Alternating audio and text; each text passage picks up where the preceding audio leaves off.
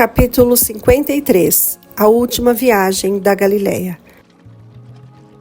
Ao se aproximar o fim do seu ministério, Cristo mudou sua maneira de trabalhar. Até então, tinha preferido evitar a publicidade e recusar a adoração do povo, chegando a ordenar que ninguém declarasse que ele era o Cristo. No tempo da festa dos tabernáculos, tinha passado despercebido em Jerusalém e entrou na cidade sem ser anunciado. Mas não foi assim em sua última viagem. Dessa vez, ele viajou de maneira mais pública, precedindo de anúncios sobre a sua chegada, o que nunca havia acontecido antes. Agora, ele se dirigia ao cenário do seu grande sacrifício, e era preciso dirigir a atenção do povo para isso. Da mesma forma como Moisés levantou a serpente no deserto, assim também é necessário que o Filho do Homem seja levantado. João, capítulo 3, verso 14. Todos os olhares deviam ser atraídos para Cristo, o sacrifício que trouxe salvação ao mundo perdido. Os discípulos tentaram impedir a viagem para Jerusalém, pois sabiam da hostilidade mortal dos líderes religiosos. Foi uma tarefa amarga para Cristo levar seus amados discípulos rumo à angústia e ao desespero que os esperava em Jerusalém. E Satanás estava por perto para pressionar com suas tentações. Por que deveria ele ir para Jerusalém para a morte certa? Por todo lado havia pessoas em sofrimento esperando ser curadas. Ele estava cheio de vigor e no auge da sua varonilidade. Por que não ir para os vastos campos do mundo com suas palavras de graça, seu toque curador? Por que não levar luz e alegria aos milhões em trevas e tristezas?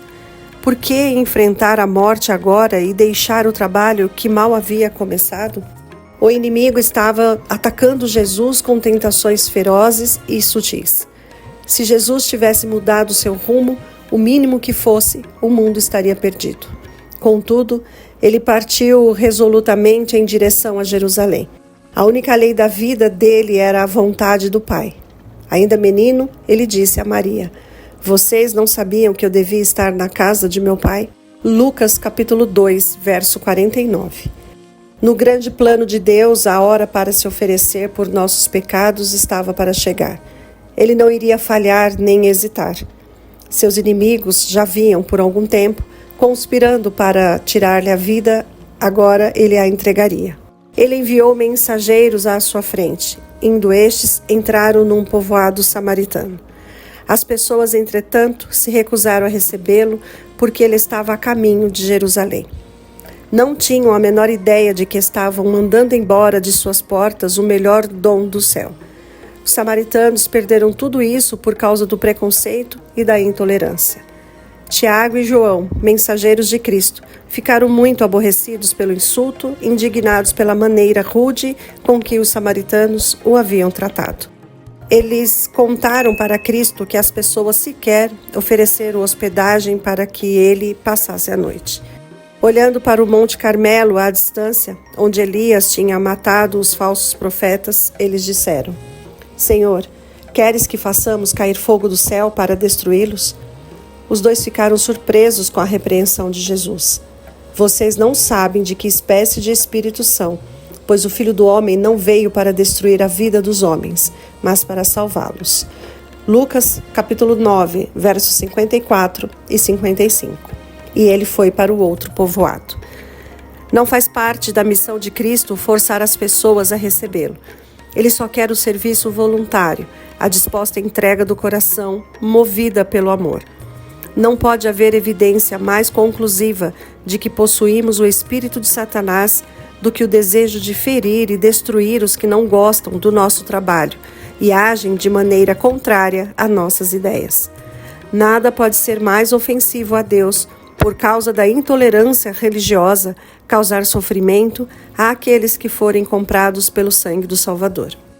Cristo passou uma boa parte dos meses finais do seu ministério na Pérea, uma província da Judéia, do outro lado do Jordão. Ali, o povo se reuniu em torno dele, e ele repetiu muitos dos seus ensinamentos anteriores. Assim como ensinara a 12, o Senhor também escolheu mais 72 dos seus seguidores e os enviou de 2 em 2, a fim de que fossem adiante dele para cada cidade e lugar onde ele tinha de ir. Por algum tempo, esses discípulos tinham sido treinados para esse trabalho. Eles tiveram o privilégio de receber bem de perto instruções diretas e pessoais do próprio Cristo. Jesus não deu aos 70 a mesma ordem que tinha dado aos 12, não entrar em nenhuma cidade de gentios ou samaritanos. Apesar de os samaritanos terem rejeitado rudemente a Cristo, seu amor para com eles não havia mudado. Em seu nome, os 70 visitaram, em primeiro lugar, as cidades de Samaria. Os samaritanos responderam ao amor de Cristo.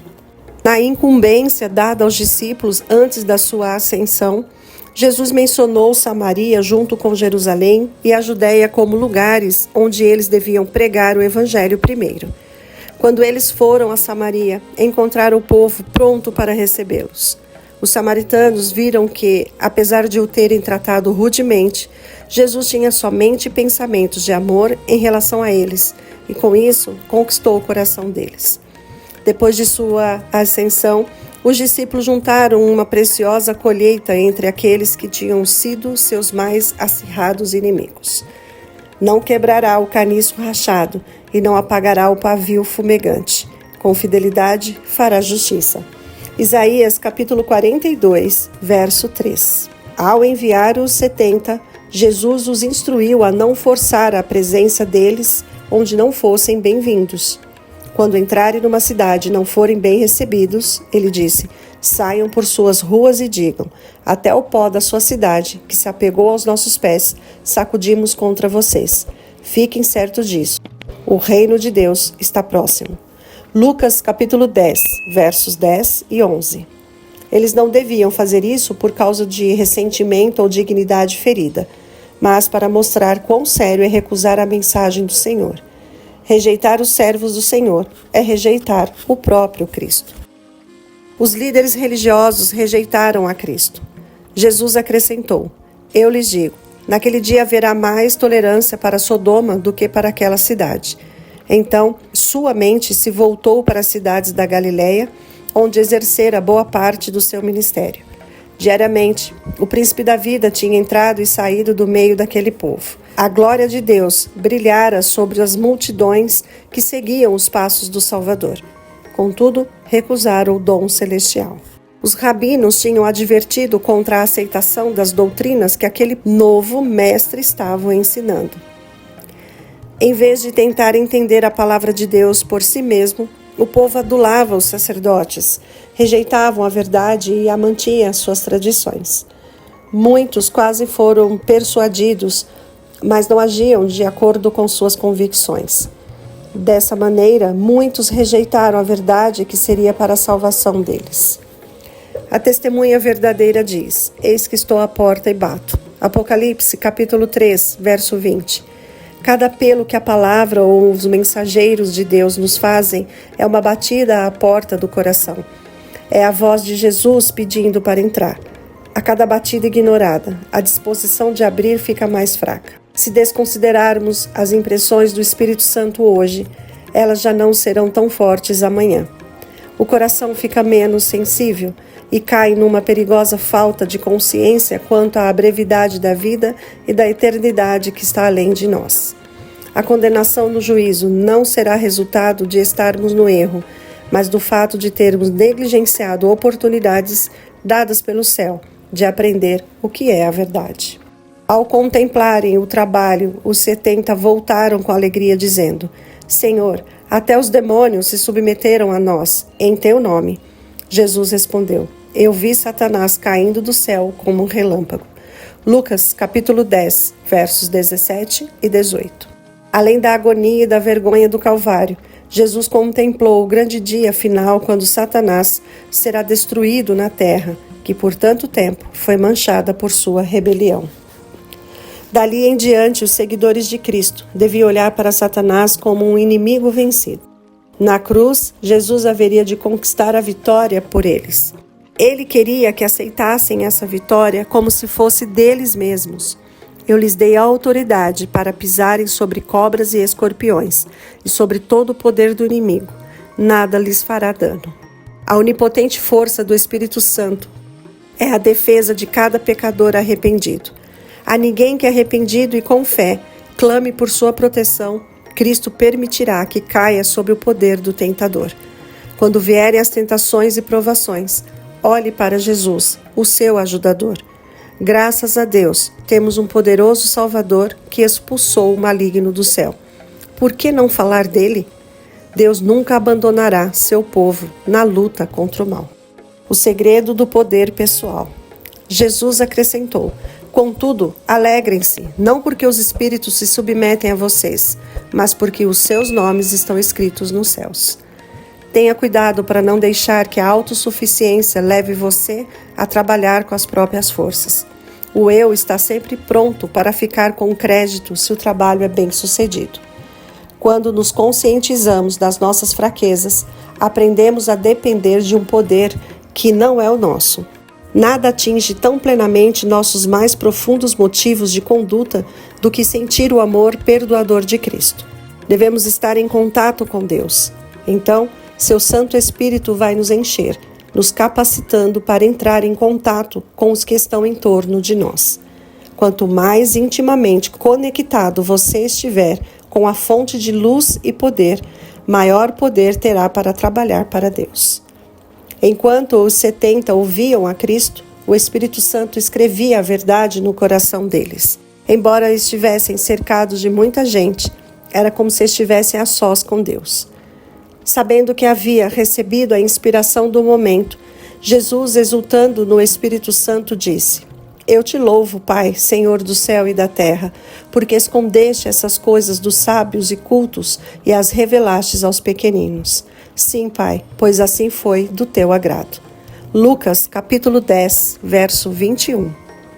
Os que recebem honras do mundo, os assim chamados grandes e sábios, não podem compreender o caráter de Cristo. Mas pescadores e cobradores de impostos foram capacitados para ver o invisível. Com frequência, ao se submeterem ao poder do Espírito Santo, Deus iluminava a mente dos discípulos. Eles percebiam que o poderoso Deus tinha se revestido na humanidade e estava entre eles. Muitas vezes, ao Jesus apresentar as passagens do Antigo Testamento e mostrar como elas se aplicavam a ele, os discípulos eram elevados até a atmosfera celestial. Eles tinham uma compreensão mais clara sobre essas coisas do que os escritores originais tiveram. Mesmo depois, eles leriam as passagens do Antigo Testamento como uma revelação nova de Deus. Viam aquele a quem o mundo não pode receber, porque não o vê nem o conhece. João, capítulo 14, verso 17. A única forma que temos de obter uma compreensão mais aperfeiçoada da verdade é conservar o coração enternecido e subjugado pelo Espírito de Cristo. A ciência humana é por demais limitada para entender o plano da redenção. A filosofia também pode pouco explicar. No entanto, nós podemos conhecer a ciência da salvação pela experiência. Somente os que veem a própria pecaminosidade podem discernir quão precioso é o Salvador. As lições que Cristo ensinou ao se dirigir vagarosamente para Jerusalém estavam repletas de instruções. Na Pérea, o povo não era tão controlado pelo fanatismo dos judeus como na Judéia, e os seus ensinamentos acharam resposta no coração daquela gente. Cristo contou muitas das suas parábolas durante os últimos meses do seu ministério.